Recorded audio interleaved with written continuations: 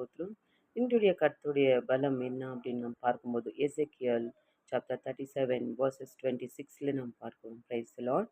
நான் அவர்களுடைய சமாதான உடன்படிக்கை செய்வேன். அது அவர்களுக்கு நித்திய உடன்படிக்கையாயிருக்கும்.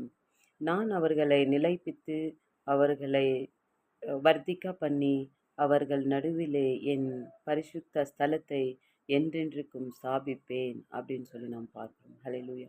ஸோ இன்றைக்கு கர்த்தர் சொல்லுகிற வார்த்தை என்ன அப்படின்னு சொல்லி பார்க்கும்போது, சமாதான உடன்படிக்கை செய்கிறார் அப்படின்னு சொல்லி நாம் முதலாவது வார்த்தையில பார்க்கிறோம்.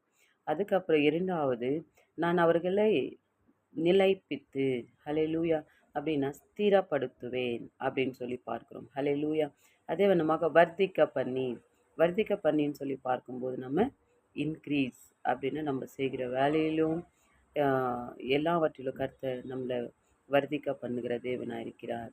அதே வண்ணமாக அவர்கள் நடுவிலே என் பரிசுத்த ஸ்தலத்தை என்றென்றைக்கும் ஸ்தாபிப்பேன் சொல்லி நாம் பார்க்கிறோம். அவர்கள் நடுவிலே அப்படின்னு சொல்லி பார்க்கும்போது, நாம் யார் நடுவிலே இருக்கிறோமோ அவர் நடுவிலே, ஹல்லேலூயா, ஸோ அவருடைய பரிசுத்த ஸ்தலத்தை ஸ்தாபிப்பார் அப்படின்னு சொல்லி இன்றைக்கு நாம் பார்க்கிறோம். ஹல்லேலூயா. ஸோ இந்த வார்த்தையை நீங்கள் வாசித்து பாருங்க. கர்த்தர் உங்களை ஆசீர்வதிப்பாராக. ஆமென்.